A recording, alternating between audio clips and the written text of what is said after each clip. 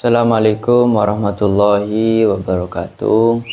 Alhamdulillah wassalatu wassalamu ala Rasulillah Sayyidina Muhammad ibn Abdillah wa ala alihi wa ashabihi wa man tabi'a sunnatahu wa jama'atah min yaumina hadza ila yaumil ba'tsi wan nahdah. Para hadirin, para pemirsa dimanapun Anda berada, yang kesemuanya saya hormati. Pertama-tama mari kita panjatkan puja puji syukur kita kepada Allah Subhanahu wa taala dengan ungkapan alhamdulillah. Shalawat dan salam semoga senantiasa selalu tercurah kehadiran baginda Nabi Agung Nabi besar Muhammad SAW. Para pemirsa, para penonton dimanapun Anda berada, semoga selalu dalam lindungan Allah Subhanahu wa taala dan semoga rizkinya dilancarkan, diluaskan. Amin Allahumma amin. Baik pemirsa, kami di sini ingin melanjutkan tentang kurban, pembahasan tentang kurban. Yang mana di part pertama atau bagian pertama sudah dijelaskan. Kami di sini ingin melanjutkan part kedua, yaitu tentang hakikat kurban. Hakikat kurban, kita ketahui di masyarakat kurban itu suatu ibadah yang selalu dilakukan oleh orang-orang Islam di mana-mana ketika hari Idul Adha sampai hari Tasyrik banyak yang berkorban, terutama di Indonesia ini yang mayoritas umat Muslim. Pada hakikatnya itu apa? Hakikat dari kita berkurban itu sebenarnya apa? Maka di sini dijelaskan, kurban dalam dimensi vertikal adalah bentuk ibadah untuk mendekatkan diri kepada Allah. Vertikal ini adalah istilah kitabnya itu hablum minallah, hubungan dengan Allah.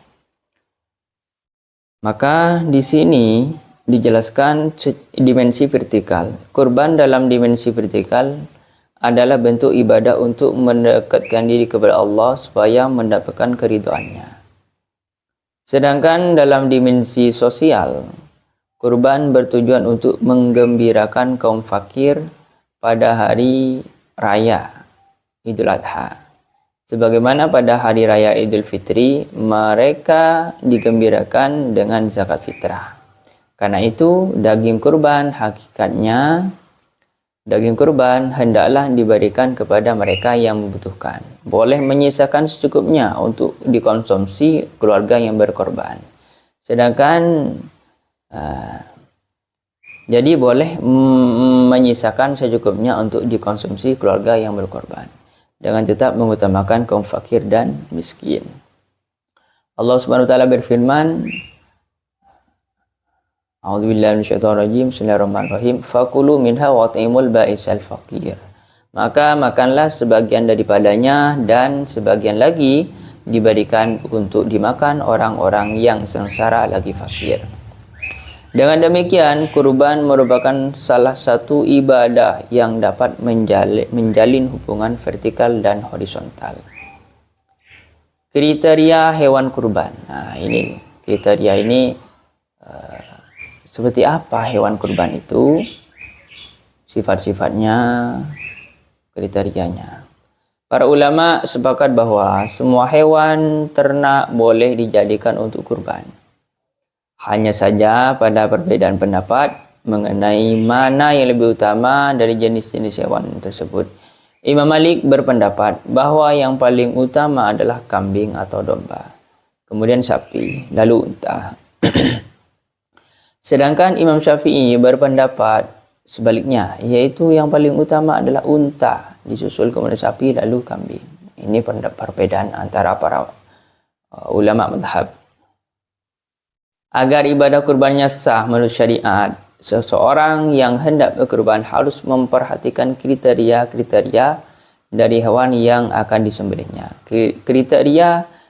Kriteria tersebut diklasifikasikan